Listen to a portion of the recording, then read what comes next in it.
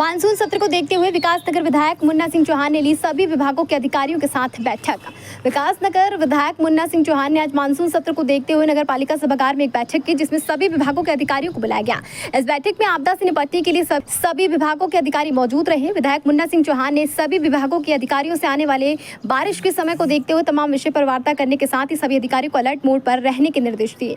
इसके साथ ही मानसून से पहले आम जनमानस को किसी भी आपदा से निपटने के लिए तैयार रहने को कहा गया और कहा गया कि आम जनमानस को आपदा में किसी भी प्रकार की परेशानी न हो, इस विषय पर विचार विमर्श किया गया। बैठक में शहरी मुद्दों और ग्रामीण क्षेत्र के जलभराव की समस्या सामने आई, जिसको लेकर संबंधित विभाग के अधिकारियों को उचित व्यवस्था करने के निर्देश दिए।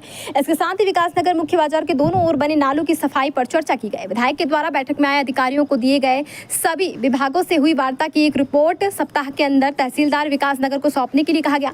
इस दौरान आपदा से संबंधित जानकारी देने के लिए तहसीलदार विकासनगर सुरेंद्र सिंह देव ने तहसील आपदा कंट्रोल रूम नंबर 7579466335 की जानकारी सभी विभागों के अधिकारियों को दी। इस दौरान निवर्तमान पालिका अध्यक्ष शांति जुवाठा, खंड विकास अधिकारी आतिया, पुलिस परवेज, पुलिस क्षेत्राधिकारी भास्कर लाल शाह, समाज सेवी राकेश शर्मा, हरफूल मानव, नीरज अग्रवाल, वीरेंद्र सिंह बॉबी आदि काफी संख्या में स्थानीय जनप्रतिनिधि भी मौजूद रहे।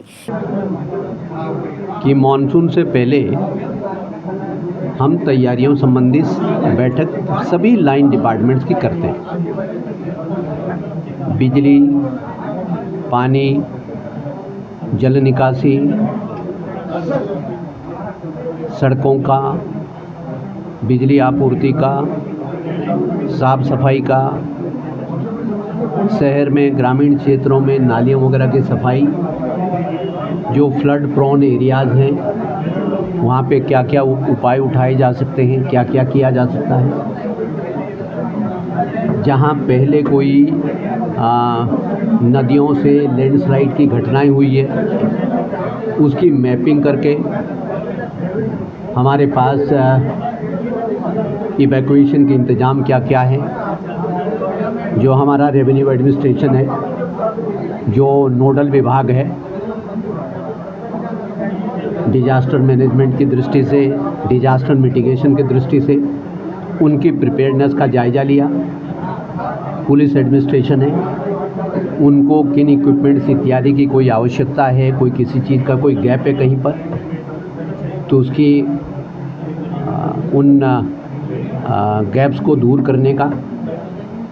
और एक आध विभाग को छोड़ करके, क्योंकि शॉर्ट नोटिस पे इंफॉर्मेशन जारी हुई, बाकी सभी डिपार्टमेंट मौजूद थे। देखिए, उद्देश्य किसी को परेशान करने का तो होता नहीं है। ये सब तो हम लोग जन सुविधाओं के लिए कर रहे हैं। साफ़ सुथरा, जल भराव मुक्त, गंदगी मुक्त गांव, गली, मोहल्ला रहे, सुरक्षित रहें लोग, गंदगी, जल भराव की वजह से कोई बीमारियों की बात ना हो, इसलिए तमाम सारी चीज़ें करते हैं। फॉरेस्ट के लिए ये कहा कि हमारे बहुत सारे गांव और बहुत सारे ग्रामीणों की खेती दाती जंगल क्षेत्र से लगती हुई है। ये जो बरसाती नाले होते हैं, ये जब उफान पर होते हैं तो वो किसानों की खेती दाती और घरों को तो खतरा हो ही जाते हैं, बहुत कटाव भी करते हैं। लेकिन कई बार क्या होता है कि नाले की एक तरफ गांव, बस्ती, ज़मीन है, नाले की दूसरी तरफ जंगल है। ऐसा नहीं है, जंगल के ज़मीन का भी भारी जिसे कहना चाहिए इरोजन होता है, कटाव होता है, उनके भी पेड़ बहुत गिरते हैं, बहुत नुकसान होता है। लेकिन होता क्या है कि अभी मान लीजिए कोई प्रोटेक्शन कार्य, ठीक है, पक्का सीमेंटिंग, कंक्रीटिंग, वो सब काम नहीं वो करने देंगे, उसके लिए उनकी मजबूरी है वन विभाग की, उसके लिए हम किसी को मजबूर भी नहीं कर सकते अवैध काम करने के लिए। लेकिन जो इस तरह का प्रोटेक्शन वर्क है, जैसे तार जाल हैं, कच्चे स्पर्श हैं, या कच्चा किसी तरीके से बायोटिक चीज़ें हैं, कई चीज़ें, तो उसमें मैंने ज़रूर वन विभाग के लोगों को कहा है कि उसमें वो सहयोग करें। और जो हमारे संबंधित विभाग है, चाहे वो बिजली विभाग है, विशेष रूप से जो हमारा सिंचाई विभाग है, जो अमूमन नदी नालों से बस्तियों और खेती दाती की सुरक्षा के काम कराते हैं, उनके साथ कोऑपरेट करें। तो उम्मीद करते हैं कि वो पूरा उन्होंने प्रॉमिस किया है, उन्होंने भी वायदा किया है कि वो उस तरीके के जो अनुमन्य काम हैं उसको अलाउ करेंगे, और जहां आवश्यक होगी उनको उच्चाधिकारी उनके एसडीओ और उनके डीएफओ साहब भी, उनको भी मैंने कहा है कि उनको मैसेज कर दें कि वो ब्लॉक मुख्यालय पे हमारे खंड विकास अधिकारी और माननीय प्रमुख जी के मार्गदर्शन में एक बैठक कर लें, और आवश्यक होगा तो मैं भी वन विभाग के अधिकारियों के साथ भी ऐसे पॉइंट्स का, ऐसे जो सेंसिटिव एरियाज हैं उसको विजिट करेंगे। और किसी भी प्रकार से हम इस क्षेत्र में हम जनमानस की सुरक्षा के लिए, जनमानस की जिसे कहना चाहिए संपत्ति की रक्षा के लिए, खेती दाती की हिफाजत के लिए, घर बार की हिफाजत के लिए, उनके जीवन के हिफाजत के लिए हम कृत संकल्प है।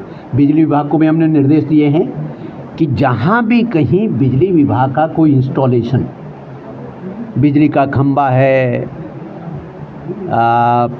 ट्रांसफार्मर है, सब स्टेशन है, कहीं पे तारों की सैगिंग है, जहाँ पे अर्थिंग की कोई समस्या है, करंट लगने की कोई संभावना बन रही है, कई बार गंभीर घटनाएं हो जाती है।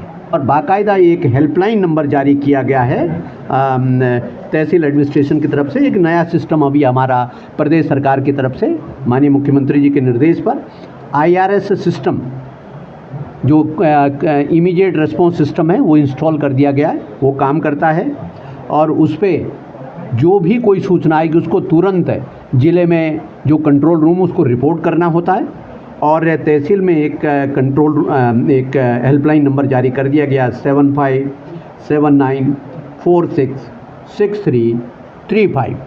कोई भी जनता जनार्दन आपदा के समय कोई भी आपदा की स्थिति हो तो इस नंबर पर तुरंत सूचना दे करके तत्काल हमारे एडमिनिस्ट्रेशन की तरफ से उसमें रिस्पॉन्स मिलेगा। खबर भारतवर्ष के लिए विकासखंड उत्तराखंड से गज मफर की रिपोर्ट। अपने शहर, अपने प्रदेश की ताज़ा खबरों के लिए लाइक करें, शेयर करें, सब्सक्राइब करें और हाँ, बेल आइकन दबाना ना भूलें, क्योंकि खबर हमारी, फैसला जनतंत्र का।